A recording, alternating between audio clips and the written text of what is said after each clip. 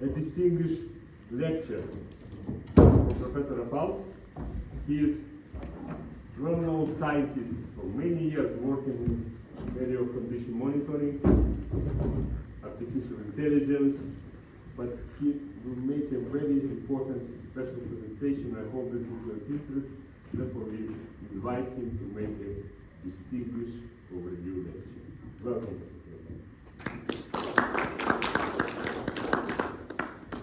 Thank you very much, ladies and gentlemen.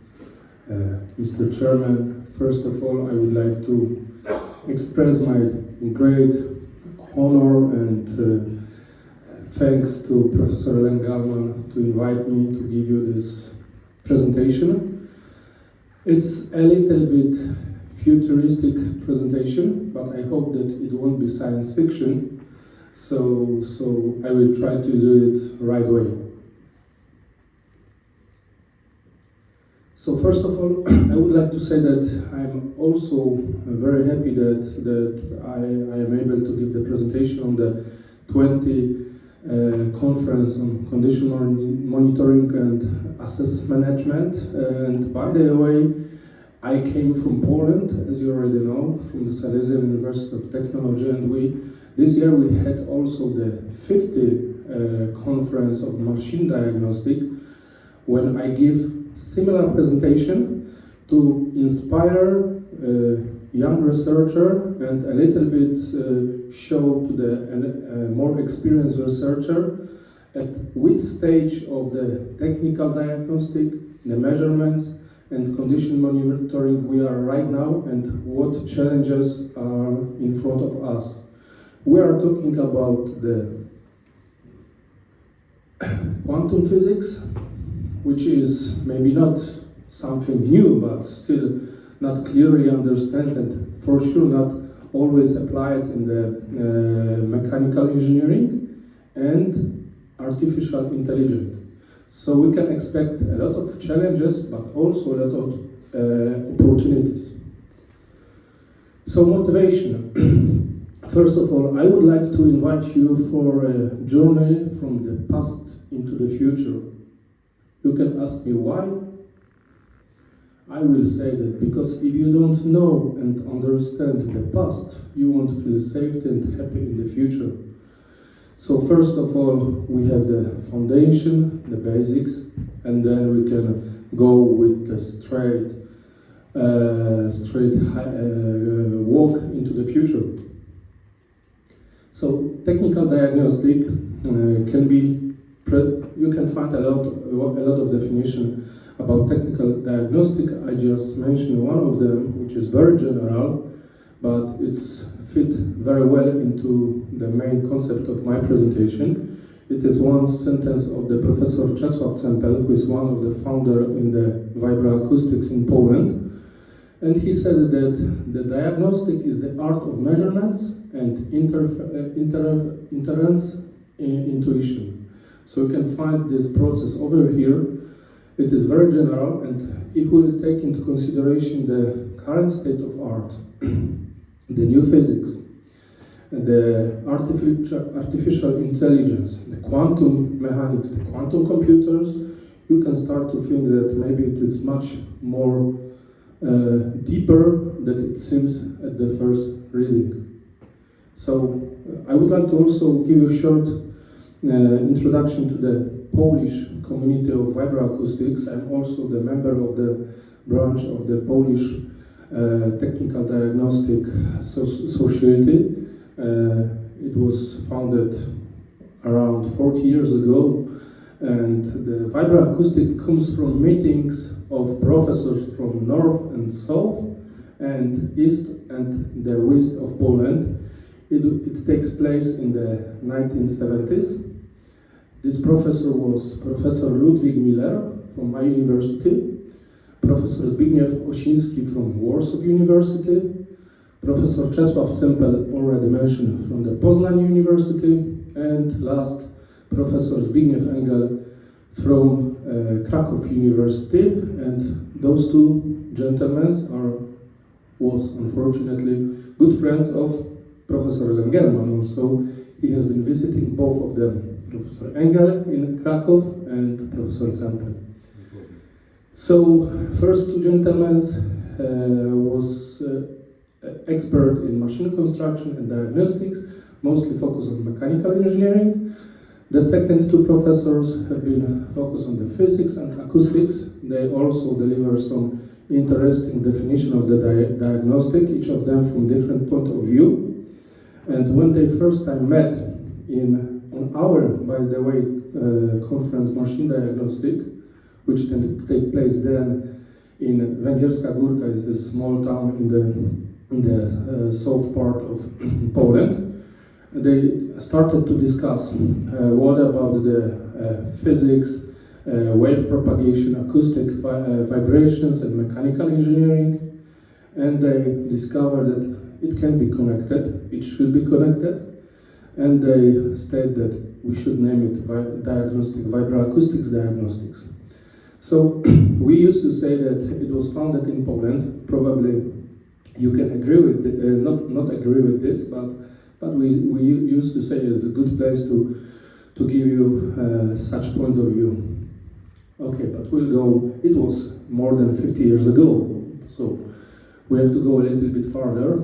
So, what are the diagnostic and vibroacoustics foundation? The first, the foundational diagnostic is the processes of cognition and interface, which already have been mentioned in the definition. Then the applied vibroacoustics uses the vibrations and acoustic method in diagnostic, and is focused on search for method integrating both vibrations and acoustic fundamentals. As I already mentioned today, the vibroacoustics should be classified as non-invasive and non-destructive testing method.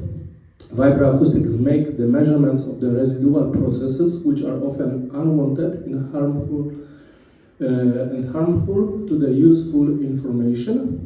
These processes manifest as noise and vibrations, which are the same time manifestation of the emission and dissipation of the energy of the system. So it is one approach to the vibroacoustics.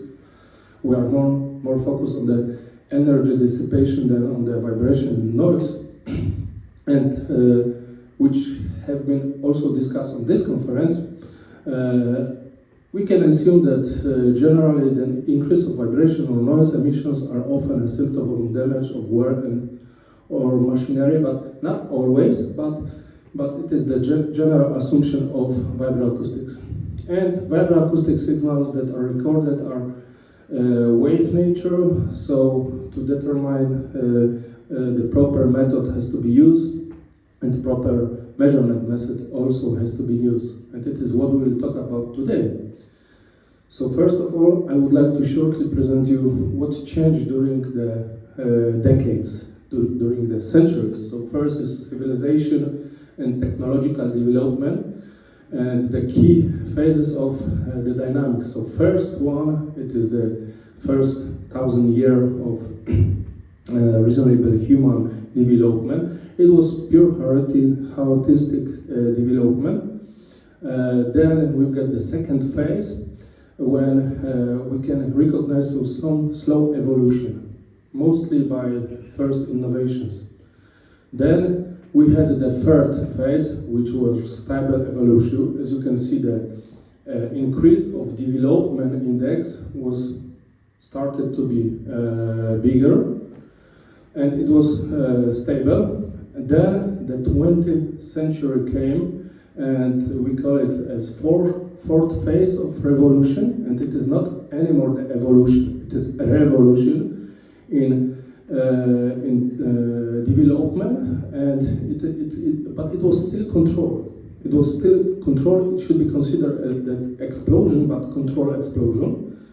At the last period, as you can see here, the red line, it is the fifth phase, which I called uncontrolled explosion, and it takes place right now, starting from 21st century, and we have to deal with all those innovations, including scientific innovation, but mostly the technological innovation and possibilities. So, if you will take a look on the phase of evolution, we can consider that at the end of 19th century, this gentleman could think we probably already know everything. And then came the 20th century technological revolution. He was surprised. Because in 20th century, the development, evolution changed everything. It started from small innovation, then unfortunately we had the military phase with the First and Second World War, when the evolution of development has increased in a fast, very fast trend. But then after the Second World War, the innovation, the sense of and feeling on innovation stayed with us, and we started to innovate in the everyday product life elements. So the evolution started to be recognized as explosion. So at the end of 20th century, the other gentleman, which we would probably call Superman, was thinking probably, it was just 25 years ago, so I think that some of you have been thinking the same. Now we surely know everything and can do everything. It was just 25 years ago. And what happens? Then came the 21st century, technological explosion. And what happened? A lot of new innovations, including genetic, including quantum computers, including the human robotics, yes, humanoid robotics. And it's just 25 years. It's not so much. And in this short period, we can consider and observe two phases. The first 10 years was slow evolution, but the last 10 years, it is more than explosion. I just show you the example of supercomputer computation capacity, which takes for last 25 years. You can see the differences. And this is what we have to deal with today. So, the guy, maybe not guy, maybe robot, maybe artificial intelligence, started to ask the question, do we know anything? Not everything, anything for sure? What about AI? So AI, quantum computers, humanoid robots with artificial intelligence, Mars just around the corner. Elon Musk, we will probably travel to Mars maybe for the 40 CM conference. Who knows? You are looking for the location, you should check it. It's already available. So the fundamental meaning of evolution has to be considered due to physics. And I was more than happy, you have to believe me, that I was invited by Lem to this conference. The name Oxford is magic for me. I'm a huge fan of Albert Einstein. And it is important, really important place in the map of and history of physics. I'm going there today to see the blackboard. It is, of course, the Sir Isaac Newton. It is, of course, the two visiting of Albert Einstein in Oxford in 1931, probably in 1933. He gives a series of lectures, but it is also the Schrödinger and Dirac. They were professors here in Oxford.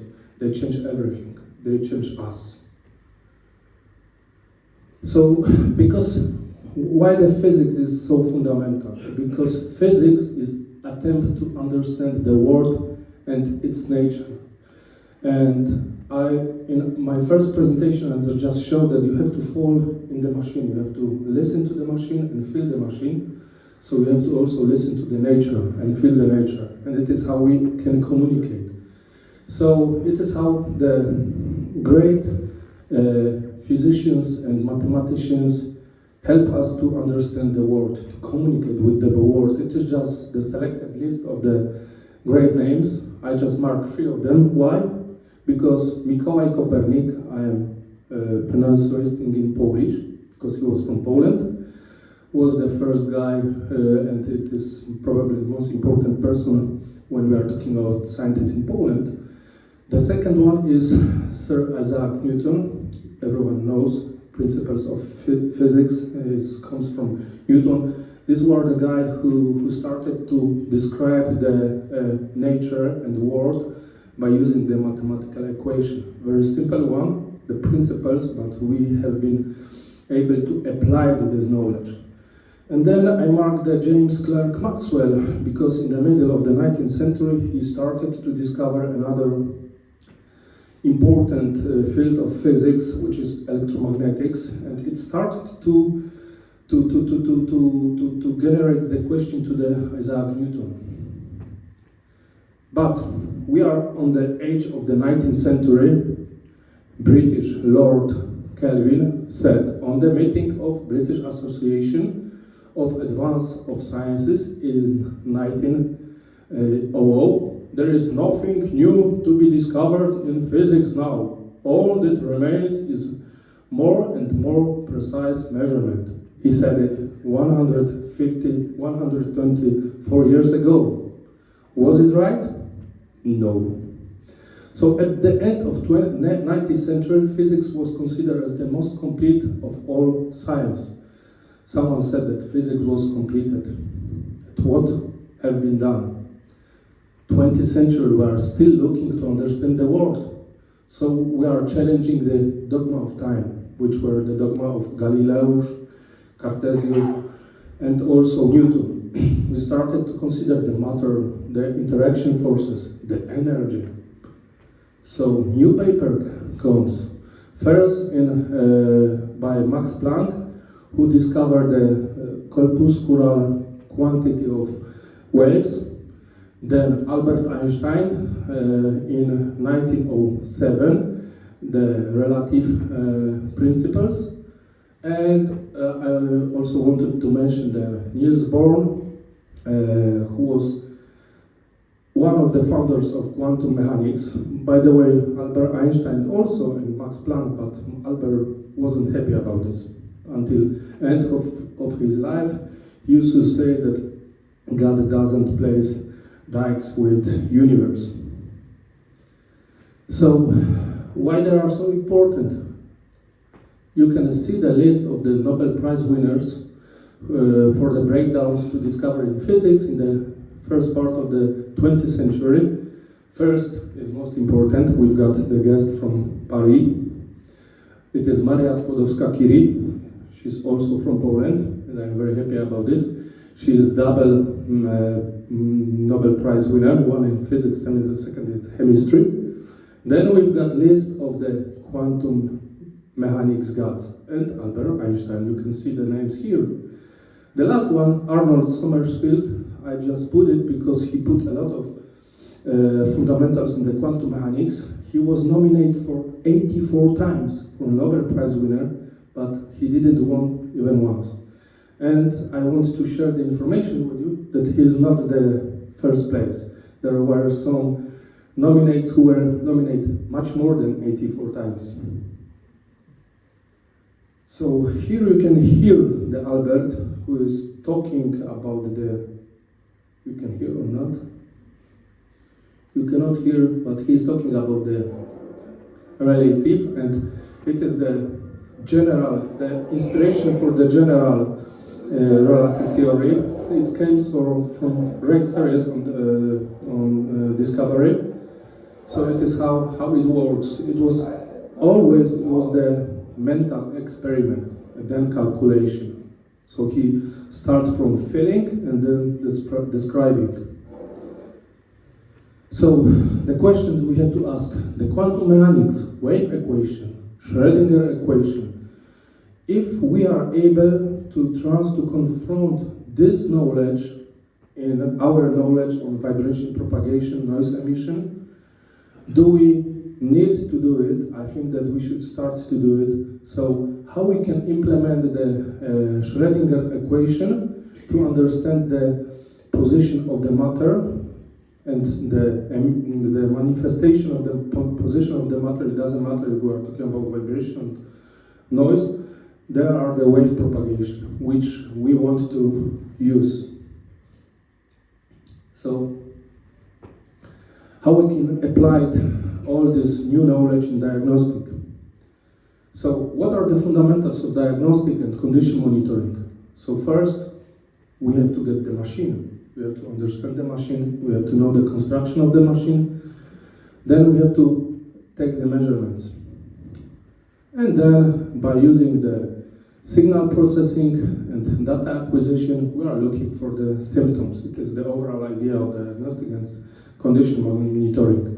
And it is how it works. Nothing maybe interesting is in here on this general slide. But we should confront this concept of condition monitoring with current knowledge on physics and quantum computers and AI. So maybe we should start to talk about quantum diagnostic. What does it mean? We have to take into consideration the quantum mechanics principles. What? Corpuscular wave duality, wave function, quantum superposition, uncertainty principles of Heisenberg, and spin phenomena. Are we ready to deal with this? Because if we are, we have to conduct a measurement. And the measurement is most important issue if we are talking about the quantum mechanics. Why? Because we've got the effect of Schrödinger cat. Yes, there is the collapse, wave function of collapse, the coherence. Then, if we will be able to measure something, we have to apply the wave function, the Schrödinger equation, into the signal processing, which opens much larger place for the mathematician than we are using right now. So the second question, what about the great machines, mega machines? It is the movie takes a few weeks ago, it's landing of the SpaceX Falcon on the moon. So we are talking about this type of the machine right now. So do we really are able to conduct any measurements? And if it is still needed, the second one, data acquisition and analysis. If it is still needed, maybe the machines can talk each other, yes? If we will use the robotics, they will use the same language. So, who knows, do we still need it? Okay, and what about quantum computers? It is also a new type of the machine, which you can also diagnose, but you can use it for the diagnosis from other point of view. So, can we use the AI in the process of measurement? What about the analysis? New possibilities, the parallel computing power of the 100 trillion operation per second. You can imagine that it was 5 years ago, which is the almost era in the quantum computer. They compare the computing time which would take for the personal computer 10,000 years, and it was done by Summit in 2.5 days. But not too much later, Google Sycamore do the same calculation for 200 seconds. It shows the power of calculation, the possibility. You have to remember about James Webb, starting from the 25th December of 2021, we describe our history again. We don't know anymore if we are a 13.5 billion years old universe, maybe older. New images of the James Webb telescope show us different spectrum, light spectrum. And what does it mean? Does it mean that we have to change the mathematical description of the universe? Who knows? And last but not least, we have to remember about the inventors. We are living in such phase that not just the scientists going into the future us. Mostly inventors, they are businessmen. Not all of them, of course. I will mention the Nikola Tesla, Archimedes, the Leonardo da Vinci. But some of them are purely businessman guy. Elon Musk is not here probably. But they are doing great things, and they don't care about the scientific principles. They are just crossing by the boards. and sometimes his work. The best example is Elon Musk. What he is doing for the last 20 years is incredible. Okay, so we have to deal with some challenges because on the end of 20th century we used to say that machine conditioning and technical diagnostic have good foundation, we've got good state of art, but right now we have to deal with a branch of new challenges. I will not read it. You can read it in the paper because probably my time is always on. But you have to consider that the processes are supported by AI right now, that there are increase of share of electronics in place of mechanical components, and machine diagnostic, condition monitoring are very well grounded when we are talking about the mechanical component. What about the replacement in the electronic components? We are trying to minimize the residual process, vibration noises, and there are foundations for the vibroacoustics, so we have to search for different medium of the information. The next challenges, it's complexity network dependence, yes. It's new strategies in construction materials like composite, so we have to deal with much different environment of the mechanical machines. And we have to also remember about opportunities, because it is not just challenges, it gives us some opportunities. There are many of the opportunities. Some of the challenges are transferring to the opportunities. So new measurement capabilities, sensors, data acquisition systems, yes, wireless transmission, non-contact measurements, computing capabilities, which I already presented, new digital signal processing tools, I hope with implementation of some quantum mechanics, new data decomposition, yes, using of new physics, mechanical quantum mechanics into the signal processing, as I said, pre-selection of useful and useless information, for example, that CERN do it even at the first stage of collecting the data. So there are a lot of opportunities which we can do and we should do in the future, and when we are starting to work with young scientists, young engineers, we should listen to them, because they are much more familiar with the new technology than we are. So we have to start to talk with them also. Okay, so challenges versus opportunities. The confrontation of the technical diagnostic with new knowledge in aspect to go into the principles of elementary patient's physics. So we are talking about such scale. So are we able to do it? Who knows? And the question whether the measurement itself affect the results. It's always the question, and it is fundamental issue when we are talking about application of quantum mechanics into the diagnostic. So conclusion can be see here. And I would like to thank you for your attention, and if you are interested in cooperation and collaboration, you can contact me anytime. Thank you very much. Thank you. Thank you. Thank you for a very good presentation. Unfortunately, we don't have any time for questions, just during tea and coffee. Thank you.